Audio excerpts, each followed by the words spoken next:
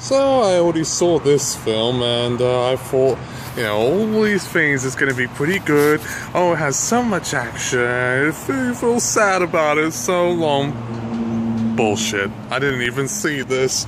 I will wait until the very last minute to catch this. And I won't be seeing this film until very soon. There's going to be a premiere night sort of thing, trust me. But you know what I did see? A movie that I was kind of skeptical about, believe it or not, but I still gave it a chance. And here it goes. The Long Shot, starring Seth Rogen and Charlize Theron. Of all things, it's a weird mix of political satire and romantic comedy. I don't really like romantic movies. However, over the past few years we've had some interesting ones. Anomalisa, Shape of Water, Slumdog Millionaire. Those are 3 films I can count.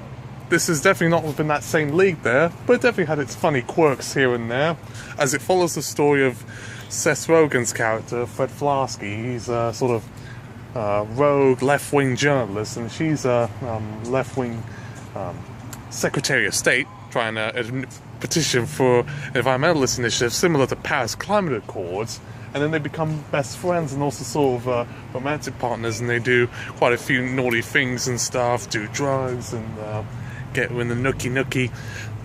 I think you know what you're kind of getting in, because if it has his name on it, and if it's produced by Point Grey, then it's automatically going to be quite crude. But actually, believe it or not, the crudeness is toned down a little bit compared to some of his other films, like Sausage Party or The Interview, for instance. With that being said about The Interview, you're probably thinking this movie has a lot in common with that film because they both have a sort of politically satirical narrative. This one is a lot less biting.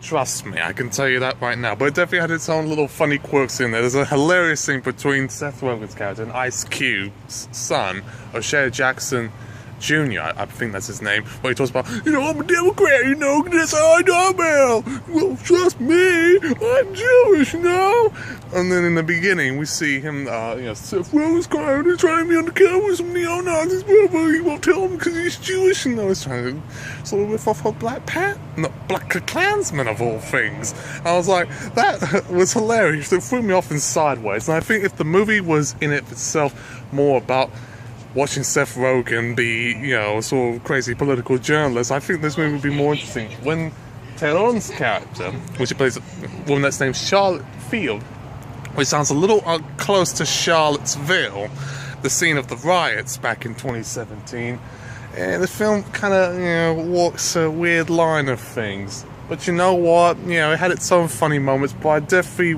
wouldn't really recommend people go see this on opening night. You're probably just better off just waiting for Toy Story. I don't think the same audience would want to go see this. It's not suitable. It's 15, R-rated. I think they would rather go see this Ugly Dolls nonsense, but you don't want to see that, especially because it's got Kelly Clarkson's name. So, rather see this instead. But at the same time, you're not getting your money's worth, but hey, at least you got something quite clever, and it also mocks, Rupert Murdoch's empire and the political system and the sort of YOLO social media generation. So it's quite sharp on its knees to some degrees, but when it gets to those romantic comedy elements, that's when the film starts to lose a little bit of steam, and sometimes some elements of the story seem a little unresolved. But, I was trying to go in open-minded with this, and I'm glad I did. Because if I knew too much and I saw too many trailers or marketing for this film, I probably would have hated it. I probably would have felt the same way as I did about, Jordan Peele's Us, which thinking about it, it's not a very good film, but at least, he got to do what he got to do. But you know what? In many ways, this film is a lot better than that American President nonsense with Michael Douglas and Annette Bening that came out in the 1990s. That has a lot in common with this film.